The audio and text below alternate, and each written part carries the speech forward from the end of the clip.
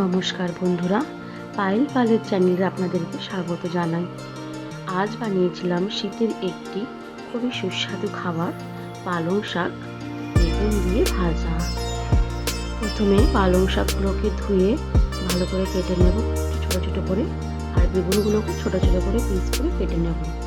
তারপরে উনানে কড়াই বসিয়ে কড়াইতে একটু তেল দেবো, সরষের তেল গরম হয়ে গেলেই তাতে দিয়ে দেব ছোটো ছোটো করে কেটে রাখা বেগুনগুলো, আর তারপরে দিয়ে দিলাম একটু স্বাদ মতো নুন আর পরিমাণ মতন একটু হলুদ দিয়ে ভালো করে নুন আর হলুদ দিয়ে বেগুনটাকে আমরা ভেজে নেব।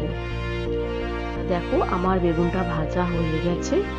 তারপরে আমি ওই কড়াইতে একটু সর্ষের তেল দিলাম, দিয়ে তেলটাকে একটু গরম করে নিয়ে দিয়ে দেখবো ছোটো ছোটো করে কেটে রাখা পালং শাকগুলো, তার ওপর দিয়ে দেব নুন এবং হলুদ দিয়ে ভালো করে আবারও পালং শাকগুলোকে নুন হলুদ দিয়ে ভালো করে মিশিয়ে নিলাম। পালং শাক থেকে অনেক জল ছেড়ে যায়, যতক্ষণ না জলটা শুকায় ততক্ষণ অতি অপেক্ষা করতে হবে।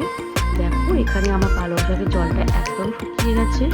তারপরে আমি দিয়ে দিলাম কাঁচা লঙ্কা, তারপরে কাঁচা লঙ্কা দিয়ে আবারও পালং শাকটাকে একটু ভালো করে নেড়ে চেড়ে নিয়ে দিয়ে দিলাম ভেজে রাখা বেগুনগুলো। এবার বেগুন আর পালং শাককে ভালো করে মিশিয়ে নিতে হবে, নিয়ে নিলেই রেডি হয়ে যাবে শীতের একটি অত্যাধিক সুস্বাদু খাবার, পালং শাক ভাজা বেগুন দিয়ে। তা পালং শাক ভাজা বেগুন দিয়ে তোমরা কে কে খাও এবং কার কার ভালো লাগে আমাকে কমেন্ট করে জানিও কিন্তু অবশ্যই। রেডি আমার পালং শাক ভাজা। ভিডিওটা দেখার জন্য অনেক ধন্যবাদ।